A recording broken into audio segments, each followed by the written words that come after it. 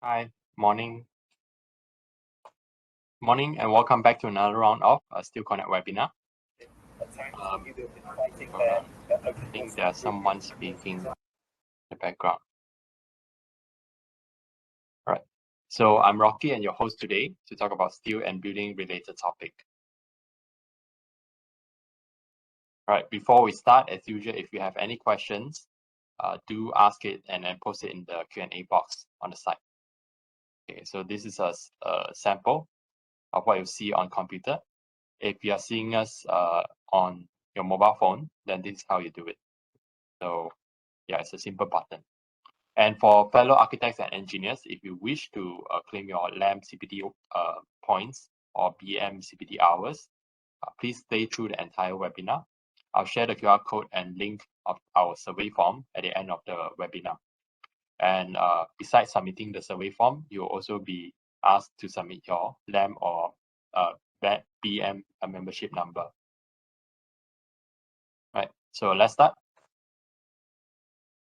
So just a brief introduction. So in our previous Still Connect webinars, we actually touch on the topic of choosing the right fasteners. The examples is like class 3 or class 4 fasteners. However, the understanding of the fasteners requirements is rather, I would say, a scratch on the surface. So hence today's topic, focusing on fasteners, a key consideration to choosing the right fasteners. And joining us today is our guest speaker, Mr. Danny Ng. So a brief introduction of Mr. Danny Ng. He is the current marketing director of MKT Marketing, who produces fasteners, right?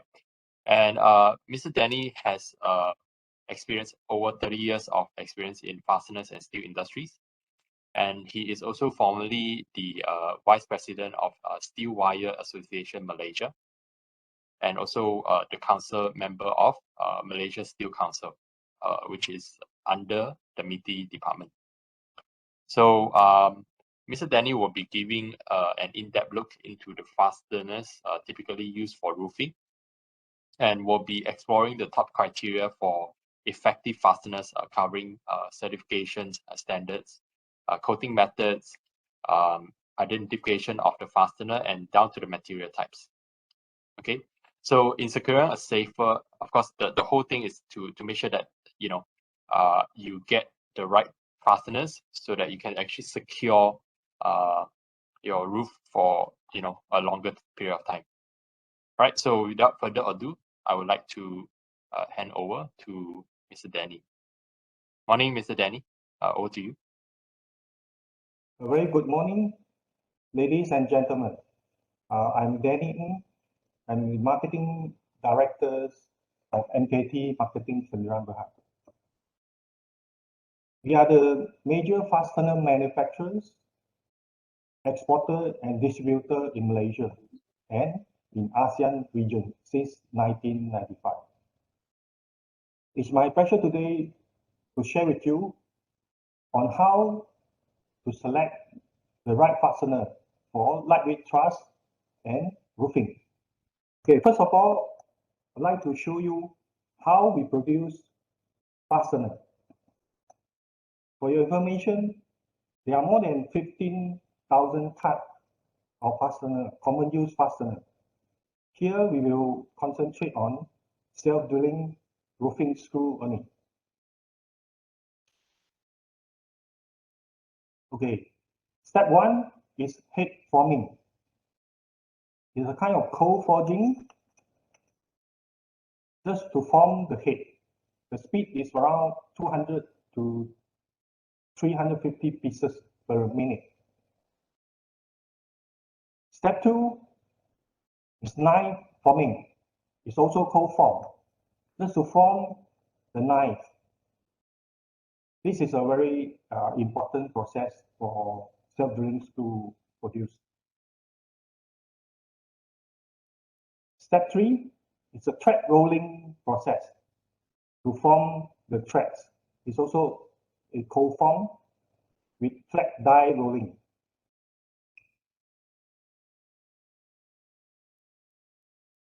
Step four is hardening process, or we call it carburizing. It's using a continuous type of furnace to bake the screw to certain hardness. Step 5 is surface coating. Here I will introduce to you mechanical zinc tin coating. It's an Australian technology to coat class 2, class 3, and class 4. It's in room temperature and is environment friendly. No toxic chemicals added.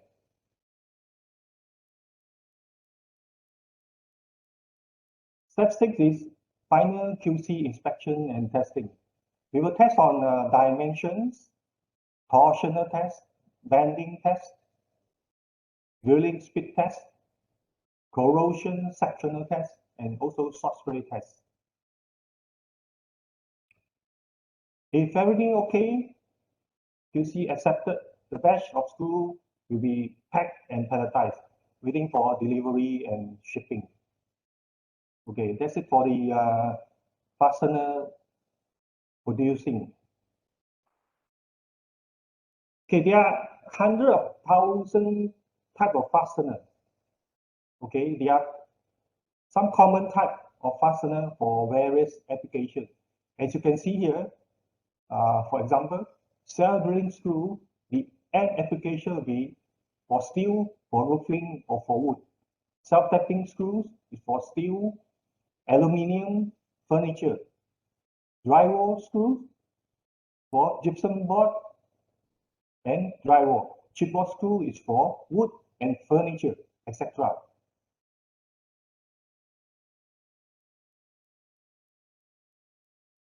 Okay, these are some specification or standard for self-drilling screw, some international standard.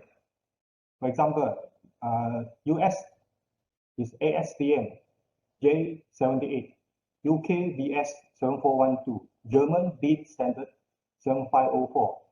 Okay, particularly for Australian standard AS 3566, because JKR Malaysia mandatorily require AS 3566 for all the lightweight truss.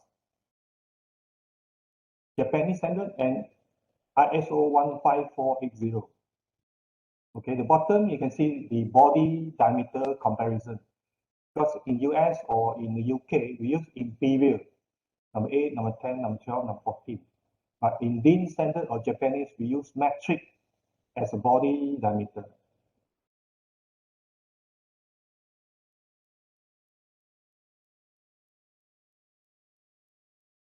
Okay, there are so many different kind of head type and also recess in the market. Here are some of the common head type you can find in the market, like hex washers, hex French washer, wafer, truss, hand head, CSK or bugle head or more truss. And some of the recess are Phillips recess, Phillips slot, hex indented or square drive. Okay, there are many more.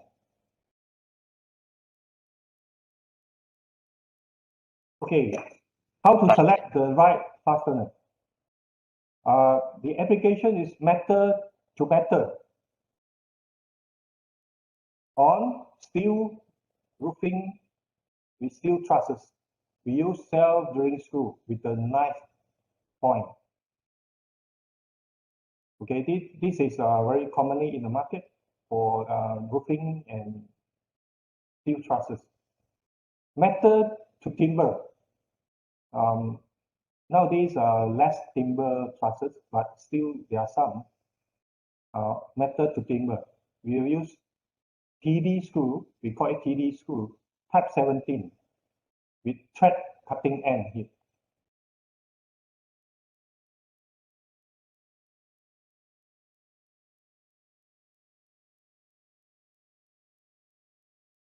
This is timber to metal and also plasterboard to timber. This is for storage racking system for the coaches or buses body, and also box van body. Okay, we use cell drilling wing ticks with the wings at the bottom. With two wings on the knife, the screw-ring pilot hole through the timber and break away before drilling into steel.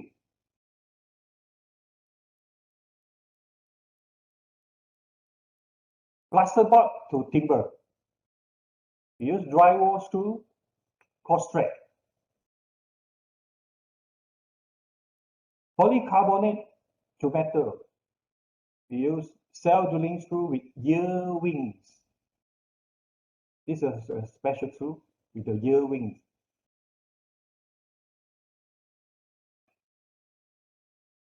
Okay, the importance of surface coating. Why mechanical zinc coating is used? Because there's no hydrogen embrittlement, no detempering. It's excellent thread fit.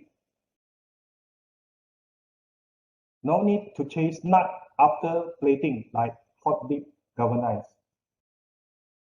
No galling, no stickers, and excellent adhesion. Okay, I'll show you some slide on the cross-sectional test under AS3566.2 Table 2 requirements. You see, this is a Class 2 zinc tin coating, minimum 12 microns. Okay, it's very even coating, and the porosity rating is 8.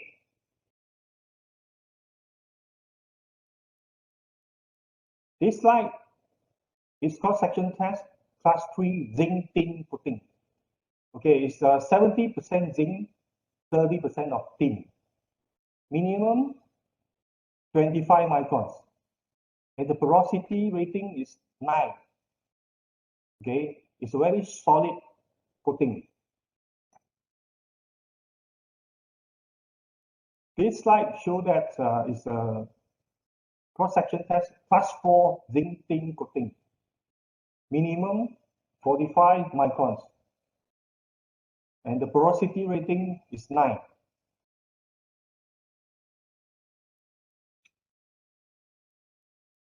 Okay, we also test on salt spray. Okay, we're using salt spray test machine and real world test. Because if you only test in the lab, sometimes the result may different from what we use in the real world. Because the natural environment is changing. Okay, to cross-check the quality of the stool, we will test on the real world as well. Okay, this slide shows that is under ISO 9223 corrosivity category. Okay, they are category 1 to category 5, C5, and CX is extreme weather, and also for offshore weathers. Okay, on this planet we live, the Earth, there are many different kind of atmospheric corrosivity. Okay, from urban area or rural area, lightweight industrial area, moderate marine, severe marine, or very severe marine, or very severe industrial environment. Like this category is class 5 for very severe marine. Okay, this is a research paper done by a few lecturers of University Tenaga, Malaysia, on corrosion risk map for Peninsula Malaysia some years ago, yeah, using climate and air pollution data. Their conclusion is that at the time of wetness for Peninsular Malaysia, based on ISO 9223, is classified as class 5. This is very corrosive result. Okay, here are some of the drawing. Okay, of sulfate maps, rainfall. Okay, in the time of wetness.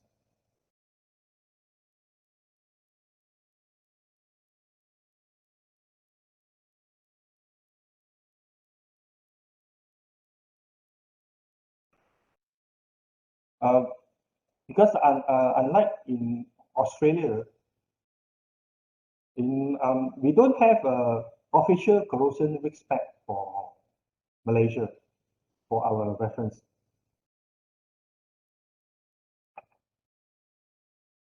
Okay, here are some common type of self-drilling roofing screw for lightweight truss and roofing. Okay, you can see this is a crest fixing. Mostly hexagon head with EPDM non-conductive washer. Okay, with maximum drilling capacity from 3 mm to 12.5 mm. The bottom one is valley fixing for roof, from 2.5 mm drilling capacity up to 12.5 mm. Also, mostly hexagon head, yeah, with various lengths.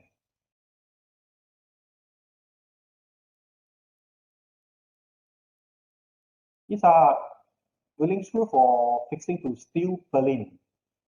All right, clip fixing. Mostly recommended is wafer head, drilling capacity from 2.5 mm up to 12.5 mm. Overlap fixing on the roof. Okay, mostly hexagon head, drilling capacity from 1.5 mm up to 5 mm.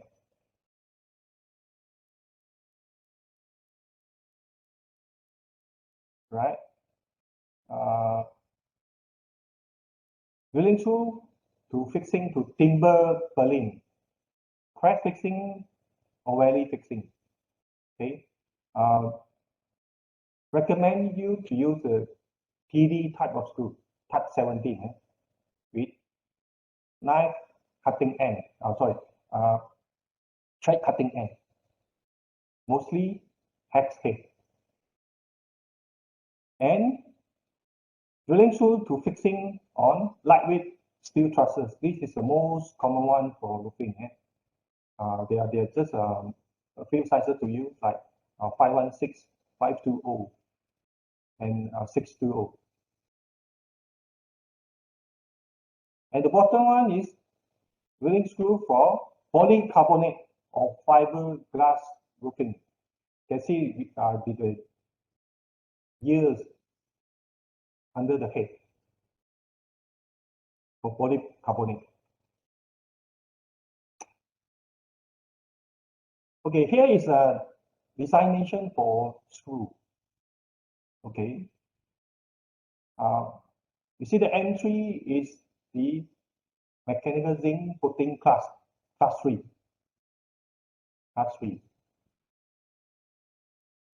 Number 12 is a screw gauge. Yeah. 14 is thread per inch, 14 thread per inch. And the 55 is a screw length. The screw length, okay? This is screw type shank gut with EPDM rubber washer. Okay. How we measure the screw? With the screw length, screw gauge. Okay. Okay. You can see the left corner, left bottom. There's some technical specification. Okay. For example, pull-up load performance, shear strength, axial tensile or torsional. It's for engineer or consultant to calculate the load of the screw. Okay, and also the washers. For class 2, 3, and 4, we recommend you to use a non-conductive EPDM rubber washer. This is to prevent electrogalvanic reaction between fastener and roofing sheet. This is very, very important. Okay, head marks. This is for product identification. Okay, how to identify the class of the screw. Okay, for all the hexagon head screw, you can see class 1 is MS, class 2 is M2 for easy recognition. Class 3 is M3, class 4 is M4. So when you install on the roof or on the truss, it's very easy for you to recognize what is the class for the particular screw. Yeah.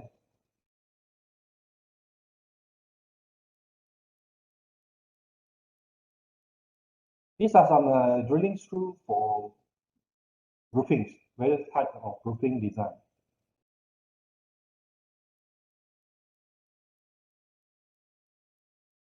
And this few photo is for the lightweight steel structural.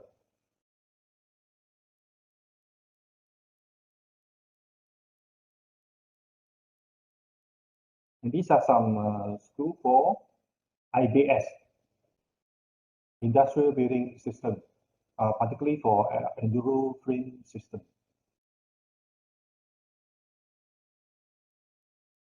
Okay. Yeah. In Singapore, the Singapore government imposed mandatory regulations on fastener, but only bimetal screw can be used. Okay, what is bimetal screw? You see the diagram here? Actually, it's a stainless steel part, the top part, welded together with carbon steel knife. Because stainless steel 304 or 316 is too soft to drill on steel purlins or steel trusses. You have to weld it together with carbon steel so that you can get the strength to direct drill into steel plates. But the cost is very high, about 3 to 5 times than carbon steel screw.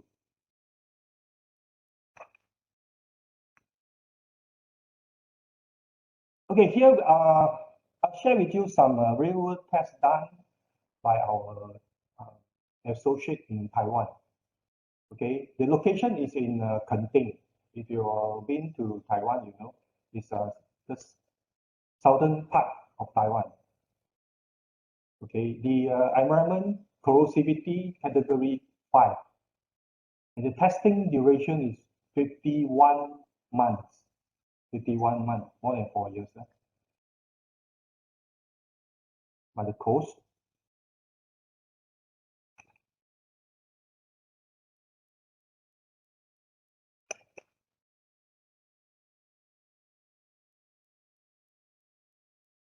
Okay, there are different type of screw or different coating of screw we put together for testing.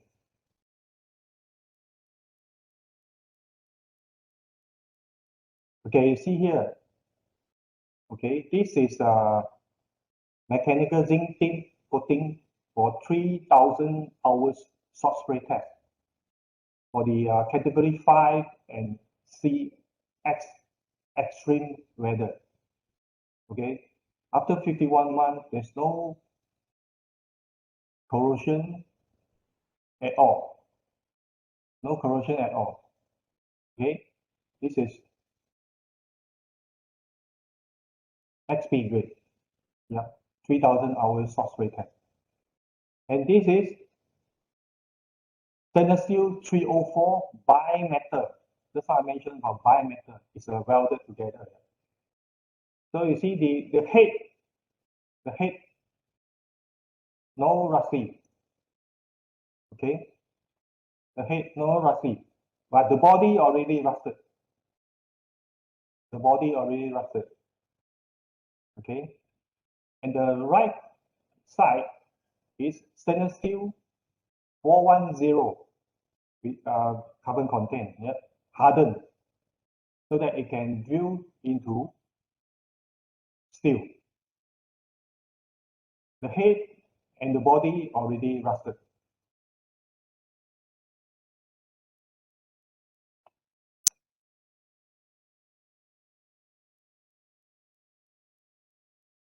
Okay, 304 bimetal is a head, no rusty, but the body rusted. Okay. Okay, what is stainless steel head cap? This is a special type of surgery screw with carbon steel body, but it will cap the head with stainless steel cap. Okay, just a cap only. So you can see the head cap not rusted, but the body already rusted. Okay, and the right side is electro zinc yellow plated. Yeah, the head and the body are seriously rusted.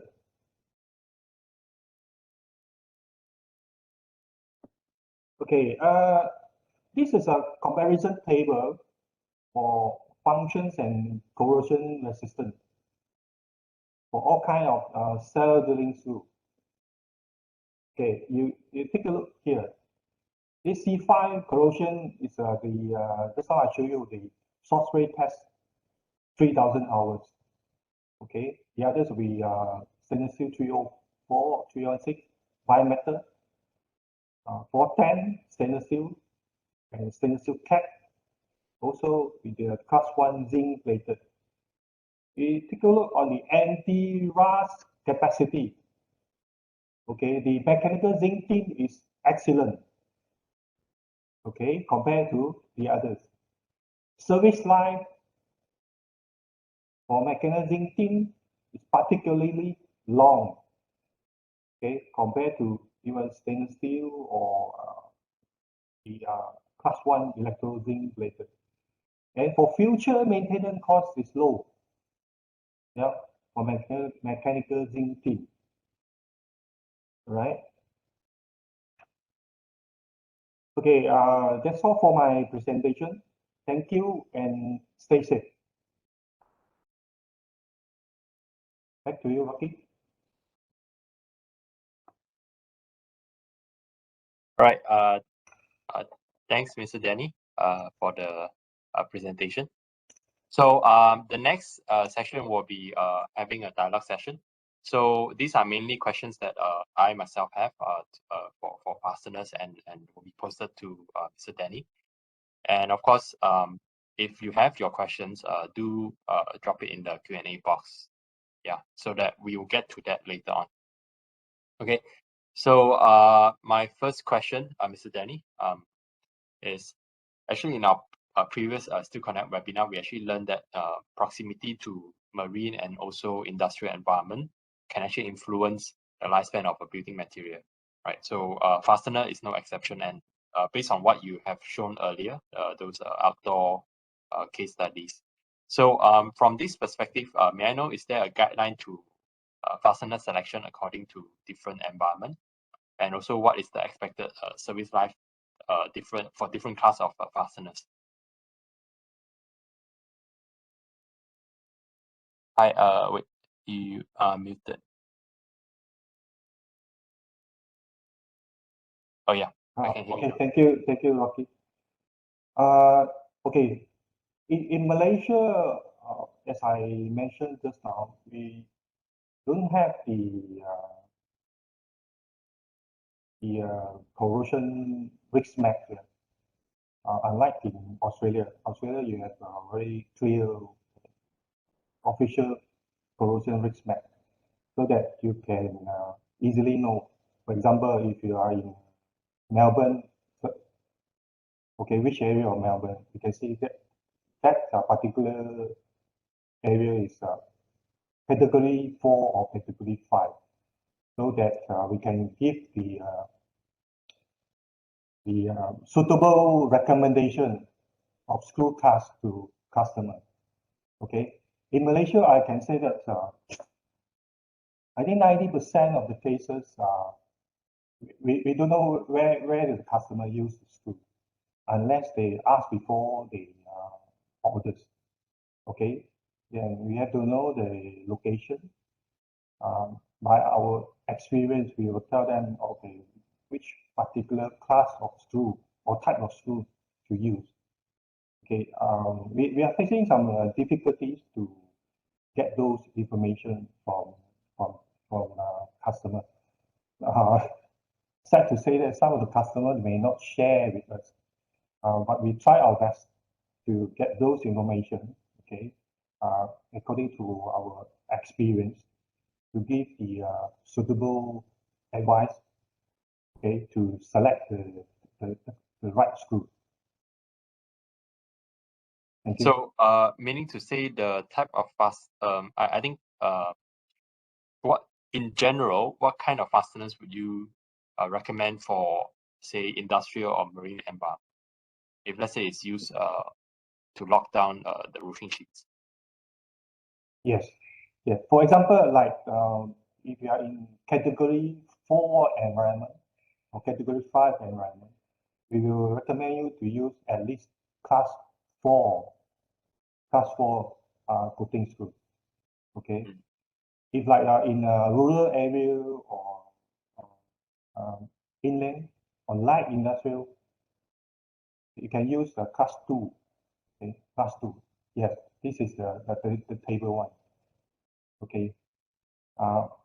But right now the climate change, a lot of rain and acidic rain as well.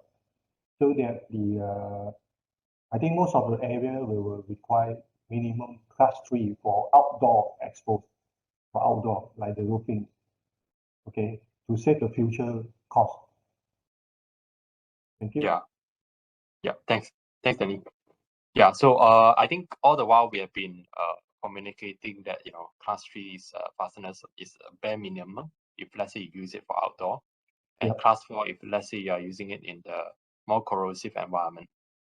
So I think understanding from your point of view, Danny, is that it's very hard from a fasteners manufacturer's point of view to actually make recommendation because of the lack of information in terms of where is this fastener going to. So I think it's good to for our audience to realize that it is more of you asking for what kind of fasteners than only then that you get the right fasteners for the right environment. Yeah, All right. for So example, like like in Malaysia, JKR, if you are the system provider, approved system provider of JKR on the lightweight trusses, the minimum requirement for JKR to use the screw is class 2 for lightweight trusses, and class 3. Okay, they are not mentioned about class 4, but they will. I think they will amend it very soon, as I know from JKR. For the building, the government building, close to the beach of the shore, within 1 kilometer from the shore, you will require class 4 screw for the lightweight trusses. Yep. So just for our audience information, this table is actually extracted from the Australian standard AS 3566 Part 2, which is quoted in JKR standard specification. So yeah, you can actually look it up and you can purchase the whole document if you are interested. Yeah, but this is just a snippet of to tell you basically what kind of class of fasteners you should use for different environments. Right. So But of course, when we specify the class of fasteners, right, Danny, Yep. in our experience, we have seen, because we conduct a lot of case studies of, roofing that are aged more than 10 years or sometimes, less than 10 years also, we do those kind of case studies. Some of the common sites is that the fastener itself, even though it has the same marking, are performing very differently. So the sites over here show an example. So all of these screws or fasteners are actually installed on the same roof, not far from each other. So my question is there a good explanation to this kind of inconsistency? And also, is there a way to actually prevent such occurrence? Okay. As I show you just now on the screw manufacturing process, fastener manufacturing is in a very big volume, and the speed is very fast. Okay, a few hundred pieces per minute, right, in a batch. All right. So after the full process, when we do the QC inspection or testing, it's by random, yeah, AQL, a certain quality level.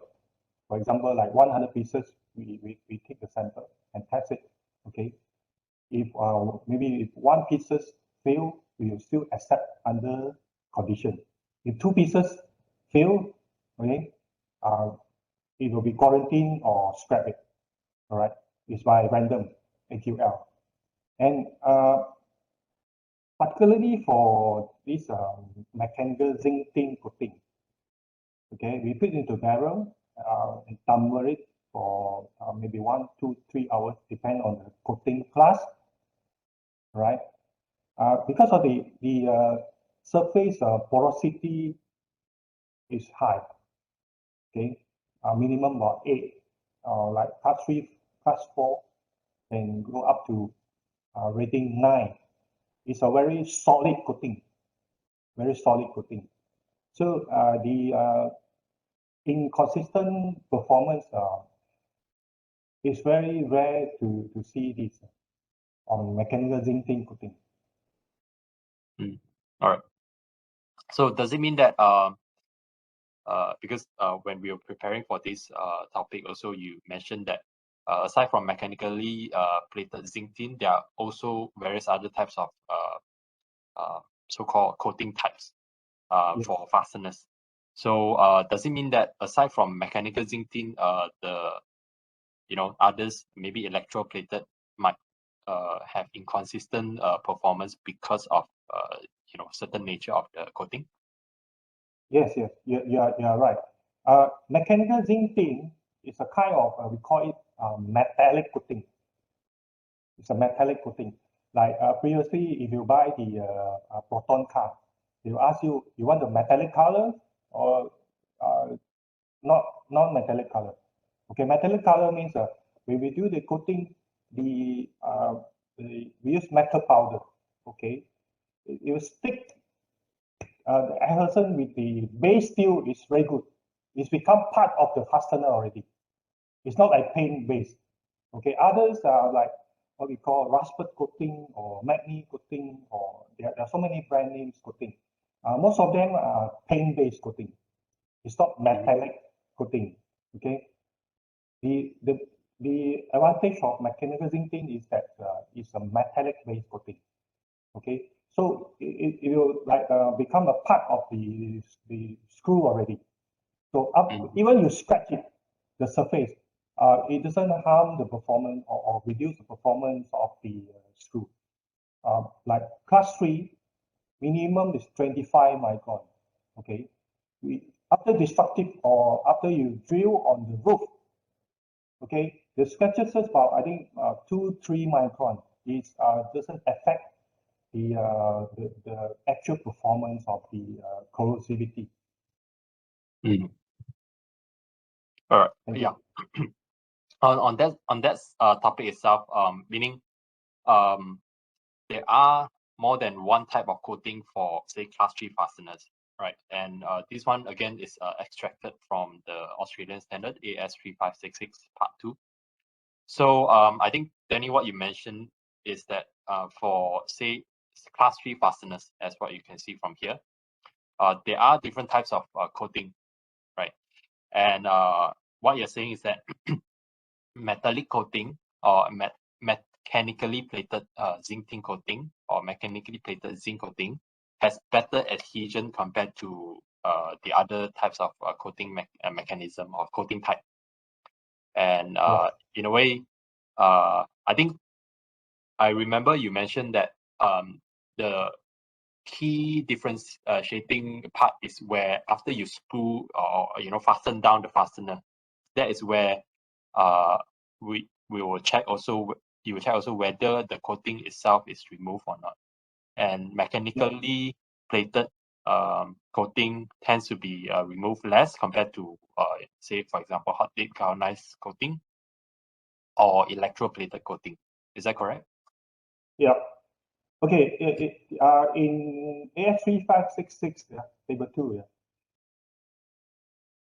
see, for class 3, there are four different type of coating as recommended.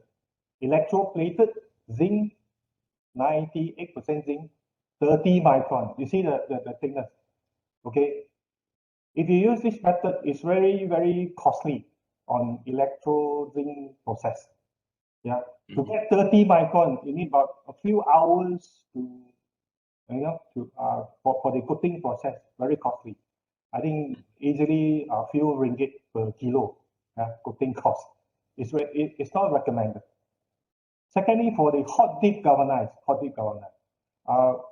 for your information, the hot dip galvanized is not suitable for small screw like self-drilling screw, because it is you have to put into the hot pot, heat up to 440 degrees Celsius. Okay, with zinc, it's pure zinc, and the surface is very rough after coating. It's only suitable for bolts and nuts and other big parts, but not for small screw. Okay, hot dip galvanized. It will damage the track and the knife as well. So for hot dip galvanized, it's not recommended in self-drilling screw. So for mechanical zinc plated, okay, there are two types. One is pure zinc, with called 90% zinc, 40 microns. Mechanical zinc tin, actually the same process, but with a different material or different chemical. Okay, mechanical zinc tin is 70% zinc, 30% of tin, minimum 25 microns. We recommend this type of coating because 25 micron is not so thick, but the performance is very good. Because with zinc and tin, the adhesion is better, and also it's more smooth with the tin. Okay, when we drill in, it's more smooth with the tin. Okay.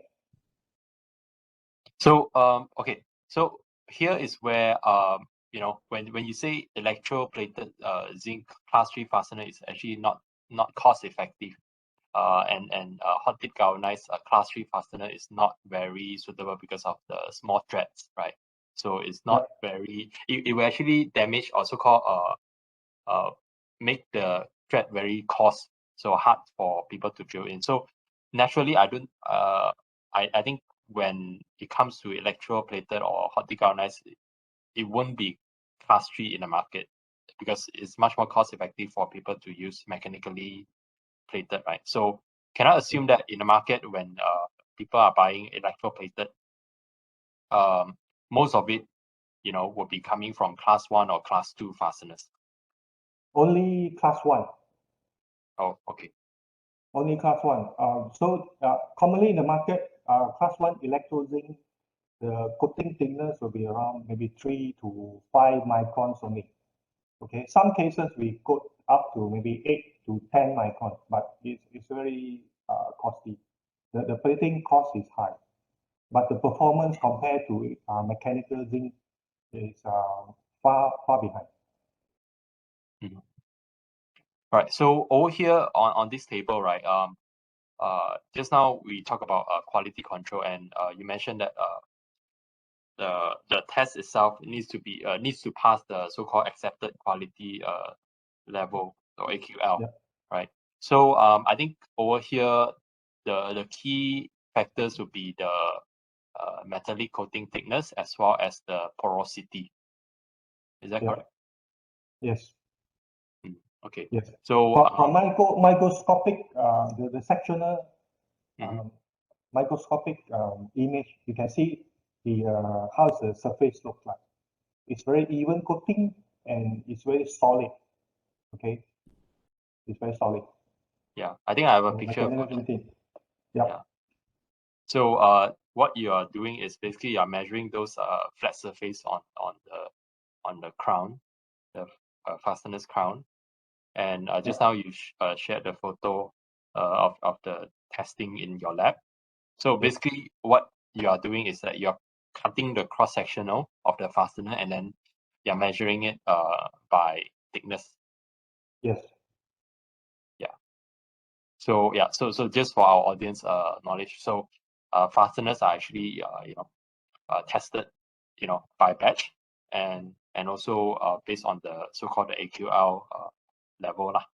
And the first one is actually the microns, meaning how thick is the metallic coating. And I think Danny, the second one is about porosity, which you mentioned briefly just now. Yep. May I know what does the coating porosity affect in terms of performance, and also, I mean, performance-wise, short-term performance or long-term performance, if you can share any insights. Okay.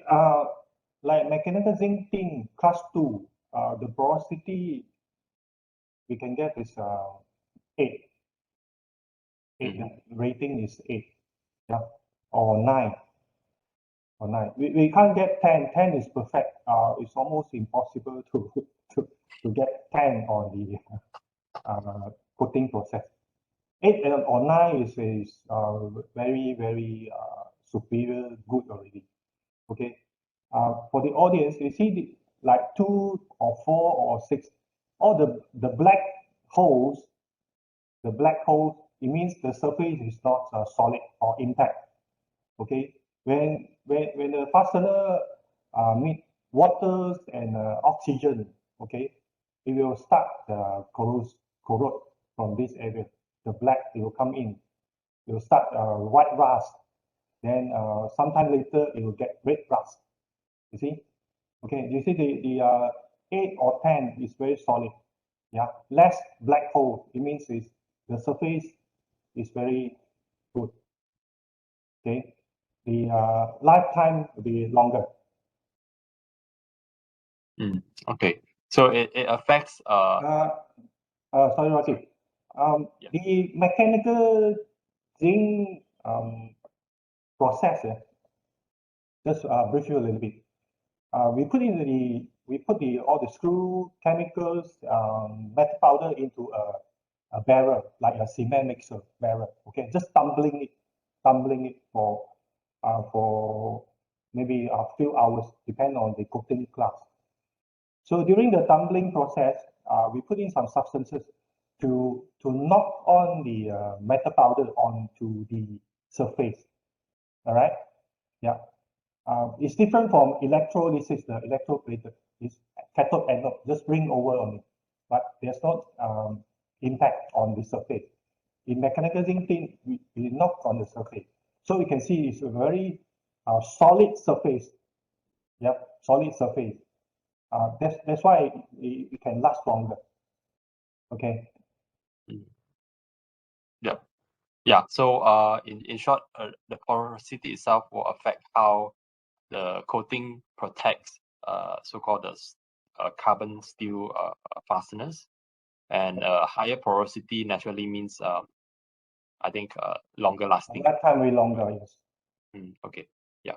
So I think just now based on the table, the requirement for class 3 is at least 8 porosity rating of 8, right, and above. Yep. Yes. Yeah. All right. Thanks for that. All right. So of course, when you mention mechanically plated process, is basically the whole fasteners you throw it into so-called the cement mixer mechanism, and then you add all those kinds of coating and also some sort of chemical to make sure of of the adhesion and compactness. So I can say that the shank of the fasteners itself is also coated with those mechanical zinc coating.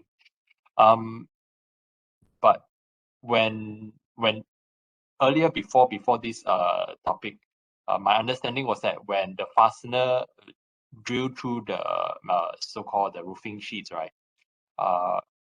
My earlier assumption was that the coating itself will be removed because of the coated steel roofing sheets cutting on it, and then hence the shank might not have such coating left if let's say we drill through. So is that true? And if let's say no, then why sometimes we do see the fasteners on the shank start rusting faster than the crown? Okay.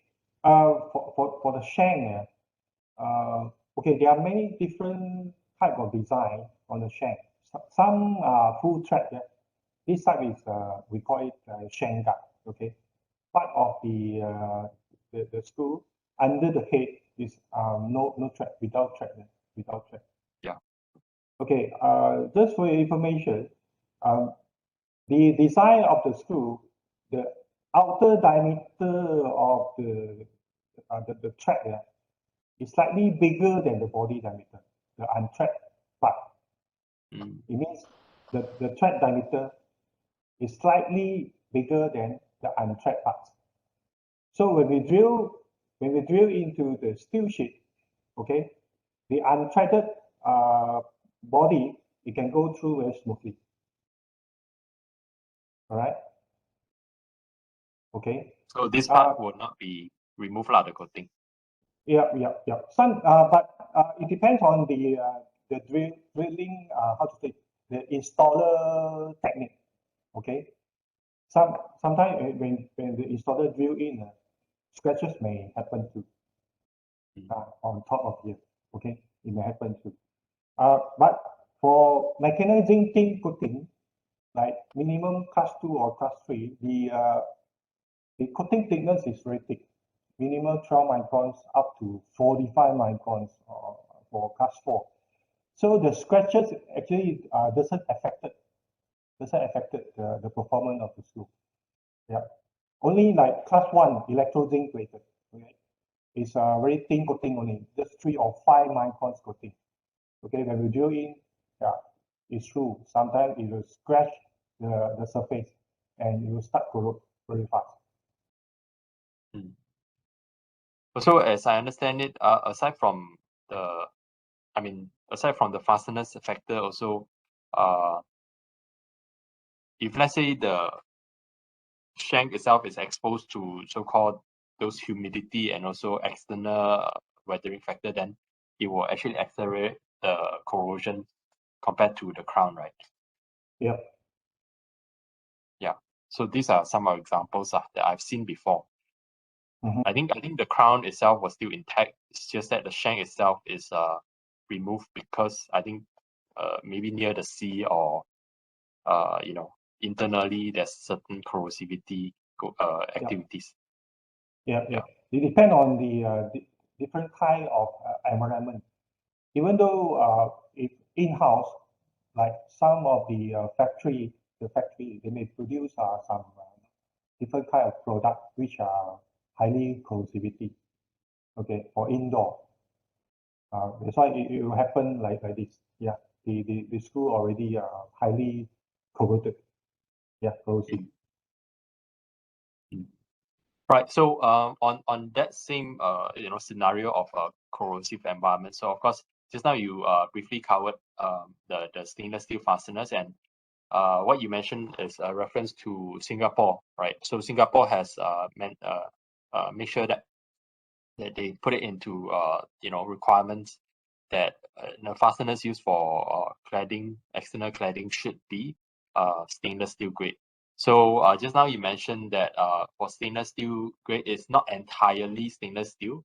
It's just that the tip of it is, I mean, the crown all the way to shank is stainless steel, and then the end thread part is carbon steel because it needs to be hardened, right? Yes.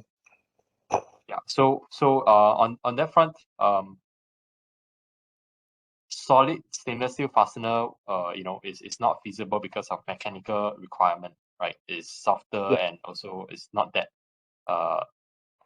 tensile wise, it's not that great. What's your thought in using stainless steel fasteners for severe marine or even industrial environment? So if let's say those kind of solutions of bimetallic stainless steels and carbon steel fasteners do not work, is there a better solution than stainless steel? Okay. For the usage of stainless steel, it's actually it depends on the application. Application. Okay. Uh, for example, like stainless steel bolts and nuts. Yeah, the strength compared to like high tensile 8.8 with 8.8 is a bit low. 8.8 means you have to reach minimum 800, yeah, for the tensile. But like 304 is just about 700 only. Okay, 304 grade of bolt and nut. So in the market, don't recommend to use stainless steel 304 or 316 grade of bolt and nut for structural use, even though your factory is located by the sea. It's not recommended because of the strength. Okay. Uh, like for example, CX category, like offshore platform. Very, very corrosive environment. Yeah, very, very corrosive on the sea, on the sea. Uh, they don't use stainless steel grade as well. They use the high tensile or like 10.9 grade, alloy grade of bolt and nuts, but with different kind of coating, like for the oil and gas industry, they will coat like this special surface coating, yeah, like B7 or B8 grade, yeah, they will use it. But the fastener itself is not stainless steel, it's a alloy grade, it's alloy grade of steel because of the strength. Okay, Mm. for 304 or 316, especially for cell drilling screw, it's not recommended. It's too soft.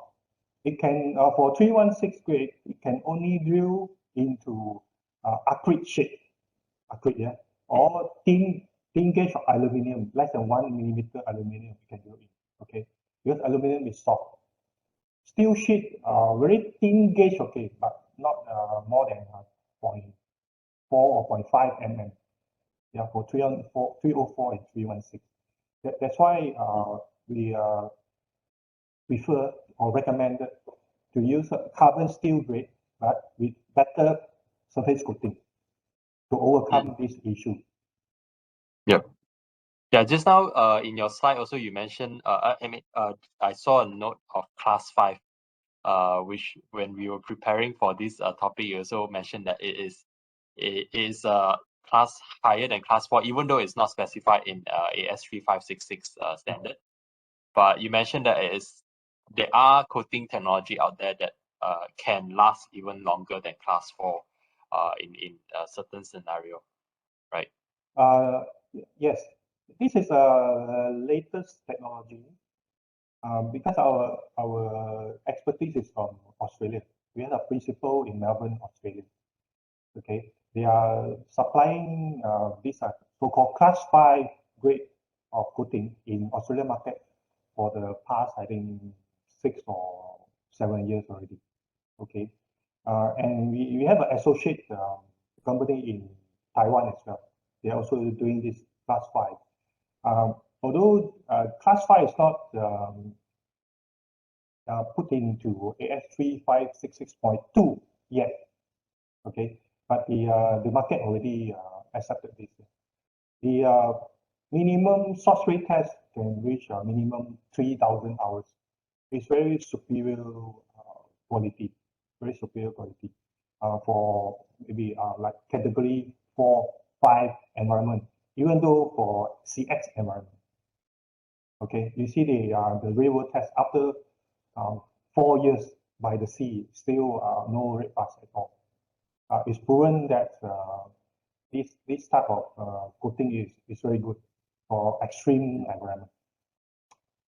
Yeah. So I think I think we may not have seen it in Malaysia market yet, because I think the demand again from the specifiers and consultants who are specifying the fasteners are not aware of that yet. So I think it's important to understand the basics first, and from there only we look at how can we take the fasteners into specifying a higher class one to suit the environment better. Yeah. So it's coming soon. It's coming soon. Yeah. Anyway, with that, I would like to end the dialogue session, and then we move over to the Q&A session. So I will be pulling up the so-called the Q&A box. So if you have not asked your questions, do drop it in the Q&A box. Then I will get to it right now. So so bear in mind, there are questions that if let's say you have posted that we think is too complex to answer it on this platform, or it's not relevant, then we'll pass over to to answer it afterward, right, of this session. So yeah, let me ask you Mr. Danny questions posted by our audience. So the first one is from Catherine.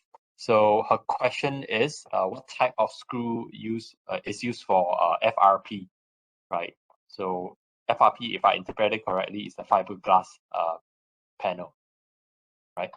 And the wing, what kind of screw is used for FRP, and the wing need to be on top or bottom of the thread line, and why? FRP. Yep. Fiberglass. Yeah. Okay. Okay. For fiberglass, some of my customer is fiberglass manufacturer. Okay.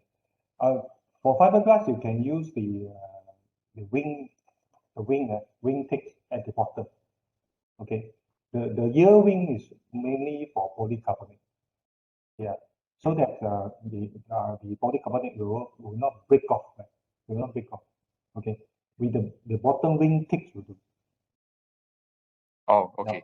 Yeah. Oh, yeah. So it is to prevent the fiberglass from breaking lah. Yes, yes, yes. For wood, that's the same concept for wood. Why you use the wing? Because if without the wing, you use a normal screw. When you drill into plywood, yeah, the plywood will come up like this. Yeah. Okay, to prevent the plywood. Yeah. Okay. To punch a bigger hole before you touch the steel. Okay. All right. So the next question is from Mark. So the question is, Danny, any test information on the EPDM washer that you can share? So I think test, yeah. Is there any okay, so Mark, I think maybe you need to be a bit specific. What kind of test are you talking about? Is it for Non-conductive washer. non-conductive, or is it for say durability, EPDM. or yeah, for EPDM? But anyway, Danny, if you can interpret the question, whether there's any test done on EPDM, or what kind of test has been done, maybe you can share. Okay, for non-conductive EPDM rubber washer, we are bringing in from Australia, from a very famous brand, Fix Washer. So they've done a lot of tests, and it's proven that the washer quality is superior. We can share with him later on about the test performance. Yep. All right. So Mark, hope we get in touch with you later. So Paul has a question. So is there any corrosion guideline for Sabah and Sarawak? So yeah, so I think they are referring to the corrosivity mapping for Malaysia market and definitely Sabah and Sarawak. So my perspective is that it is very rough. You know, I mean, in terms of the corrosivity mapping, we don't have any established or clear one. Yeah, so it's just a rough guideline that you know, different bodies would use as their own internal guideline. But perhaps maybe Danny, you can share your perspective. Okay, it's a very good question. Sorry for my slide ignoring East Malaysia about the corrosivity risk map. You can see the on the maps of Sabah and Sarawak. Wait, Most of the sorry, okay. Danny, are you sharing your slide? No. Okay. Oh, you were not just sharing the looking slide. at it, lah. Okay, cool. Yeah, you can see on the maps, Sabah and Sarawak. I think about 90% of the cities, big cities, small cities, is situated by the coastal. Yeah, Sabah, Sarawak, and Brunei as well. Yeah, most of the cities is by the seaside or by the riverbank. So it means that the corrosivity in Sabah and Sarawak is very high. Most of them are at least category 4 or category 5 environment. Okay, and also probably the roofing industry knows that in Sabah and Sarawak, steel roofing is more popular. Yeah, steel roofing. I think about 80% of the houses, the roofing are steel roof. Yeah, compared to Peninsular Malaysia, I think it's the reverse. Here, the steel roofing is a bit less compared to Sabah and Sarawak.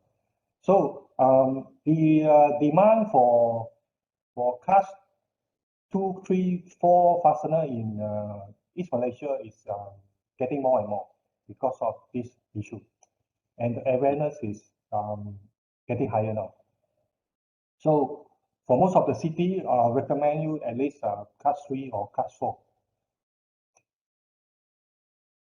for Sabah and Sarawak. Class 3 or class 4? Yeah. Depending on the proximity to the marine area, lah. Yes. Most of the city are by the sea. I think just 1 or 2 kilometers from sea, or by the riverbank as well. Okay. Okay, So thanks. yeah, thanks, Danny. So I will combine the questions from Paul into a more summarized one, because Paul actually posted a series of questions. How is class 3 and class 4 or higher class fastener different from each other? I think this one already, you know, just now you presented, and also we discussed about it, is that it's different in terms of the type of coating, right? Yeah. I think the type, the type of thickness as well. Yeah. Yeah, and then the composition of the coating as well. So some are zinc, some are zinc thin. So yeah, perhaps there are more. So yeah, those is you know, what was what differentiates different class of fastener. So all right, so I think Paul has a question about please explain further on mechanical zinc coating. For zinc thin coating, how thin is helping the corrosion resistance? So I think this question maybe Danny, you have a better understanding. So how thin is helping the corrosion resistance part for the zinc thin coating? And yeah, is it just purely for the purpose of better adhesion, or is it because of also better corrosion resistance? Yeah, better corrosion resistance with this thin, and also as a accelerator. Okay, for the protection, it's better protection compared to pure zinc. Yeah, just like aluminum and zinc. actually is the same function, like for the steel sheet, aluminum and zinc is the same, with zinc and this tin. Mm. Yeah, but I think the work the mechanism of coating protection is quite different in terms of the zinc tin, I guess, because of the different composition and also the Yes. percentage of coating of each component. Yes, So okay, sorry, let me digest the question because Paul asked a longer one. So let me just directly ask this out loud, so perhaps we can digest together. So is it recommended for fastener to be reused after drilling, meaning after you drill it down and then you put it back up, and then is it possible for you to drill it again? Yeah, your quick answer. Okay, it can use maybe 2 times, 3 times. Okay, I think from our experience is no problem at all, 2 or 3 times. You know, when we first contact with blue scope like Indonesia, couple of years back, they requested a same screw to be drilled 20 times without failure. This is a bit ridiculous. After you drill 20 times, your roofing sheet already punctured many holes. It's not practical at all. So, so I told them it is not practical. But at least 2 or 3 times is no problem at all. No problem at all. Okay. Unless when you first drill, you already how to say damage the knife, then it'll be problem. Okay, like if the roofing height is very high, okay, when you drill, it will damage the knife, the tip of the knife, then it will be a problem. You drill second time. Yeah. You mean the The self-tapping part, right? Yeah, the knife. Mm. Yeah. So the installer technique is also very important, play a very important role on installation technique. Yeah, sometimes it's not the screw performance, yeah, or the problem of the screw. Sometimes the installer technique also play a very important role. Yeah, from many complaints we already attended there. I think I can say about majority of the complaints. It's not the fastener quality issue. Yeah, sometimes it's the wrong selection of the screw or wrong installation technique cause the complaint. Mm. Yeah. Well, yeah, I think in terms of whether to reuse the drilling part, I think that is quite understandable that if let's say you drill more than one time, there's a risk of it being damaged. It happened, for example, for the installation of the lightweight truss. Okay, some part you need to fasten on the side before you lift it on the roof. Yeah, okay. It may need some adjustment after you install it on the roof. Okay, maybe make some adjustment. Okay, it happened many times. Yeah. Okay, they take out 1 or 2 fastener and do it again on top of the roof. Okay, this is allowed. Mm. Yeah. Well, yeah, I think that is a practice lah, by the market. Anyway, moving on to the next question. Any recommendation for bolts and nuts in marine environment? Whether to use stainless steel or GI or other coated material. I think just now, Danny, you mentioned briefly about offshore coating is slightly different, right? So Yeah. I think yeah, that one would be a special topic by itself. If let's say you want to get into that. So I think let's move on because I think there are quite a fair bit of questions after this also. So yeah, Paul, I think perhaps you can approach Mr. Danny and have all this special question answered. Yeah, is it fine by you, Mr. Danny? Yeah, sure. No Okay. problem. All right. So the next question is from Jack. So the question is regarding bimetal fastener. So just now you showed the stainless steel and carbon steel fastener. Would there be bimetal corrosion reaction between the carbon steel drill tip and also the fastener body, which is made of stainless steel? No, not at all. Not at all. Actually, there are many different combinations. Okay, some it can be the top the head part is 304 or 316. Some may use alloy grade as well. Okay, the body also alloy or carbon steel. There are so many different combinations. It depends on the application of the requirements in the market. Okay, so far there's no such issue brings up. Okay, yeah. So I think it's also partly because of when you drill it down, it's not exposed. Yep. Right. I mean, I'm based on my understanding, like, it's not exposed. So I guess that could also Only the head part, only the head seat is exposed. yeah. But I think just now you show a test where you actually expose the head and then you reverse it for the bimetal, right? So when you reverse it, the tip part started corroding because of its carbon steel, right? Yeah. So yeah. The So real world test. Yeah. yeah. All right. So I think I hope that answer your question, Jack. All right. So to the next question by Joe Kim is do you not have a bimetal for to cater for the drilling capacity limitation of stainless steel fastener?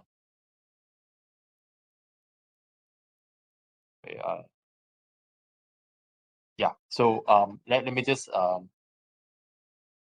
ask the question out loud because I also am digesting. So do you not have a bimetal or a to cater for the drilling capacity limitation of stainless steel fasteners? I mean, Mr. Danny, can you I mean, do you understand the question, or maybe we'll ask Joe to ask more about this? It means we will affect the drilling capacity because of the bimetal welded together. Oh, okay. Will it? Oh, I'm not so sure what you want to ask. Yeah. Maybe Joe, you can provide more If that is the question, I would say that's not affected the performance of the screw for the bimetal. It's all right. as So good if as you interpret it in such a way, right, that bimetal yes. means that if you weld it together, will it affect how it drills into the roofing sheets? So So far it's proven this technology is perfect. Yeah, mostly in Taiwan, in China. Nowadays, a lot of people doing bimetal okay. soldering too. But I just saw process is very slow. Process is very slow. One piece by piece welding together. So the process is very slow and very high cost.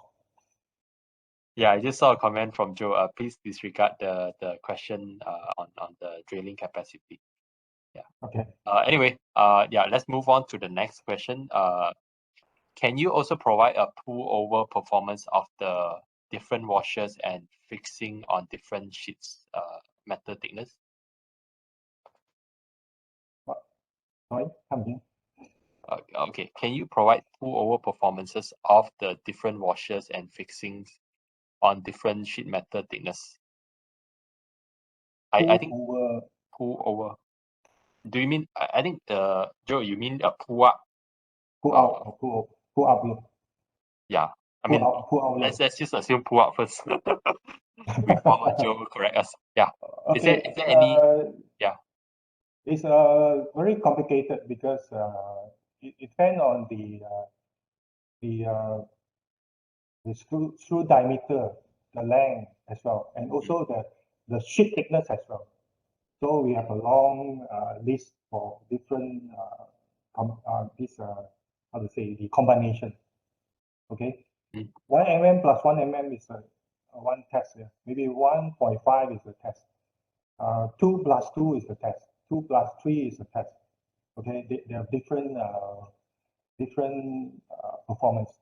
So if you need any particular sheet thickness pull out performance, you can contact us. We can provide you we call it the product data sheet. Yeah. Okay, I think all the performance are there. Joe added certain context. Pullover is it means the weakest point of the different washers and also fixing.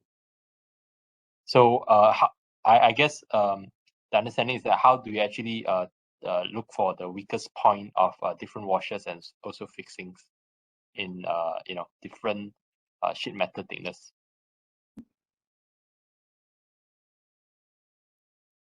Anyway, I think Okay. I think this is a bit too complex. Maybe Joachim will take this offline. Okay. Perhaps we can understand the question better later on.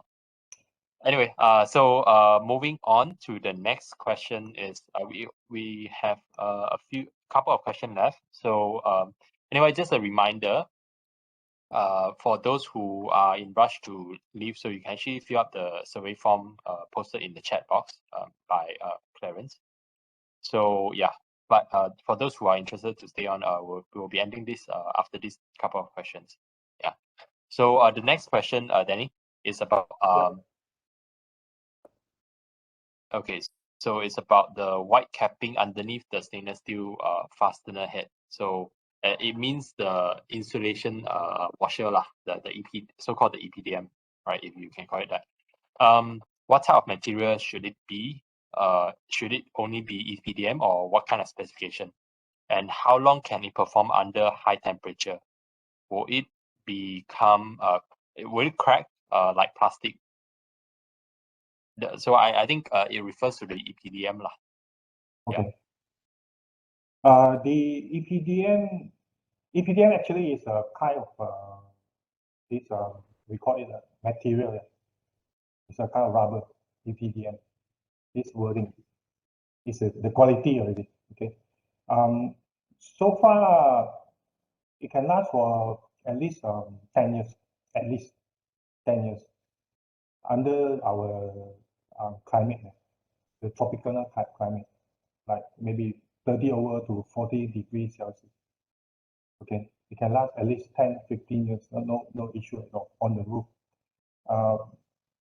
Just on the roof. But if you are the like some environment with chemicals or like highly corrosive, then there'll be a different issue. Okay. Okay. Yeah. So what it means is that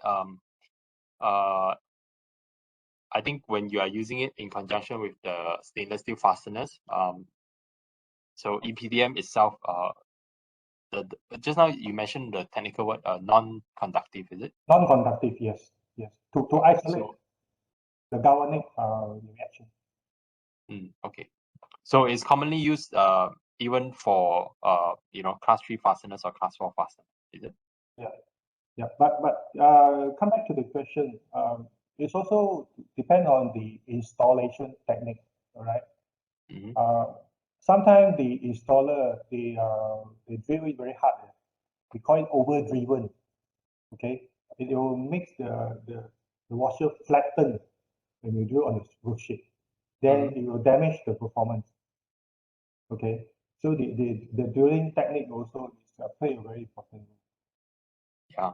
Okay, if it sits very tightly, it's okay, but it's overdriven to make the EPDM washer flatten. Okay, it means the structure already gone. Okay.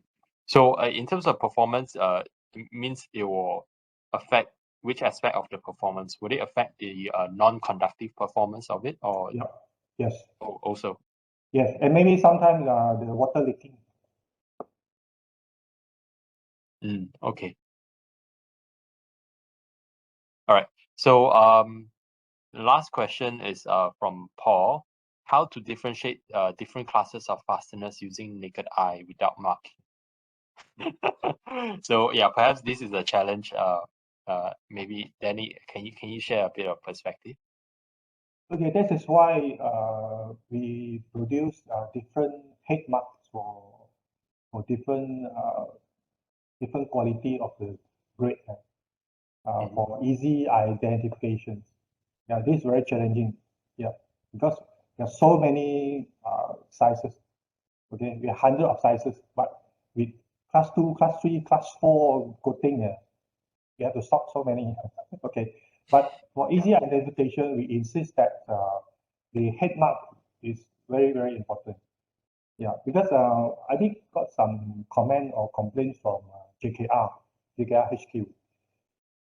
When they inspect the project site on top of the roof, without without the head mark classification, they can't check what is the actual putting cut.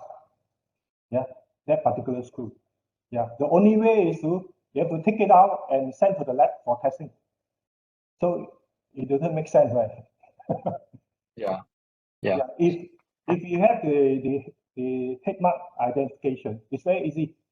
Yeah, you just take the torchlight and see the marking. You see, okay, this is class 3 screw, and we give warranty on this. Mm.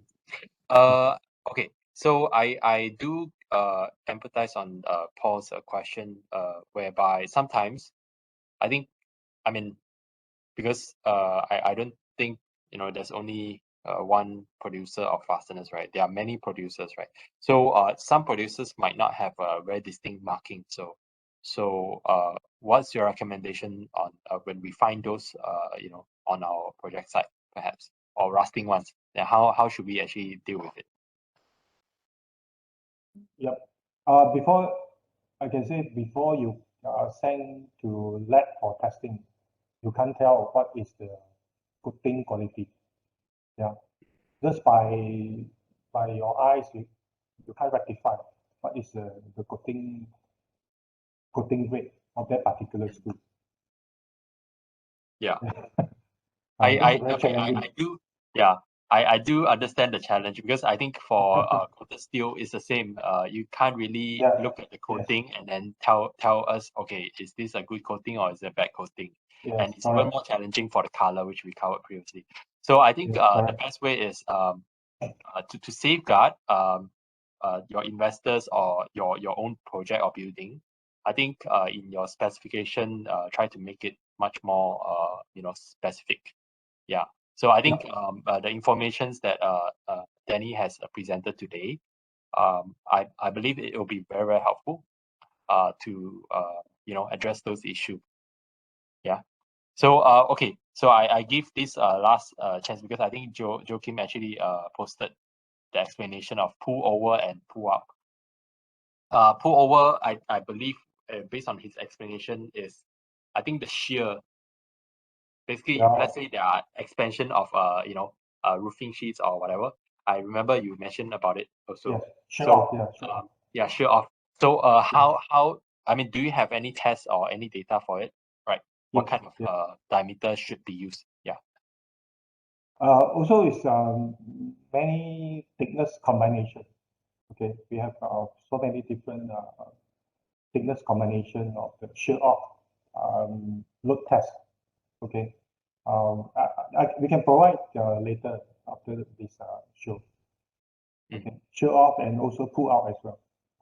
Yeah. This is a minimum test requirement, and Mm. also it have a standard like AS3566.1. There's a requirement for shear off load as well. Yeah, So but in that sense, yeah. yeah, So please, in please. that sense, the fasteners dimension actually will affect that, right? Yeah, the partner dimension and also the total effective sheet thickness is also affected. Okay, and the design as well. Some design I can't say design wrongly or sometimes they use the wrong screw. So when they install on the how to say before they lift up on the roof, it's okay. It's prefabricated. After they are lifted on the roof, it break off. Okay, the shear off. totally shear off. Yeah, yeah. Sometimes we get such complaint as well. Shear Yeah. off. So the shear off load is very important. Anyway, yeah. So I think that there is still a question unanswered from Joe Kim. So anyway, I think you know we are short of time, so we'll just end it here. So just to summarize today's topic about focusing on fasteners, the key considerations to choosing the right fasteners. I believe that the integrity of course the roofing sheets itself has to do with also the component itself, which is fastener. And I think in preparation of this topic, what I've learned is from Danny yourself is that the fasteners used in building industry are most often overlooked, right? Is underrated component of the roofing system.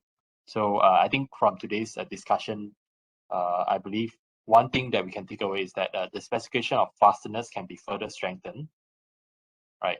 Where aside from specifying just the class, right, AS3566 class 3 or class 4 fastener, I think what the practitioners or specifiers can do is actually to include so-called a better description to the fastener, right? For example, mechanically zinc thin plated fastener, and maybe perhaps specifying the thickness of the coating, right? And also the porosity rating, right? So which are those specified in AS3566, right? So those are the information aside from, I think, the dimension also, right? Should be something that the specifiers should look into. So I think at the end of the day, the what we want is to get the fastener right, so that you can actually save a lot of future inconvenience. I think Mr. Danny, you also mentioned that the cost of the fastener is actually a small fraction of cost for the Yes. whole roof, but it actually if it fails, then it can actually give quite a catastrophic, or rather an inconvenient replacement for the building owner. So yeah. Okay, Rocky. One more thing is I want to emphasize. The cost of the mechanical zinc thin coating screw, like class 3 or class 4, the cost compared to carbon steel class 1 zinc, okay, actually it's not that much. Yeah, it's very minimum money, but it can save your future maintenance cost. Yeah, like you will re-roofing your roofing, after maybe 10, 15, 20 years. Yeah, if you use a really low grade coating fastener, very soon it will busted. Okay, to save the future maintenance cost. Because for the roofing structure, the cost of the fastener is only, I think, 3 or 2% only for the whole roofing structure. Yeah, but it's very, very important for the whole roofing structure. Okay, thank you. Yep. Thanks for that context. So anyway, so yeah, before we end, I would like to thank Mr. Danny for coming up as our guest speaker. And of course, having said that, I'm sure that if, let's say, there are more people who would like to share their design projects, or even your technical information about steel and also building, you can share with us as well. So here is the email where you can actually send in and get in contact with us. Right. So with that, I'd like to end today's session. And of course, this is the QR code where for architects and engineers, you can submit your CPD points and hours. And of course, for our participants, if you would like to give us a feedback about today's session, you can also scan the QR code and or click the link in the chat to submit the survey form. And yeah, we'll review them, as after this session. Right. So I think there are a couple of questions that we can answer offline, which we'll get in touch with the person who posted the question. All right. So with that, thank you, Mr. Danny, and Thank you. thank you everyone for participating. and have a good day. Right. Cheers. Bye. Bye, Danny. Bye. Bye.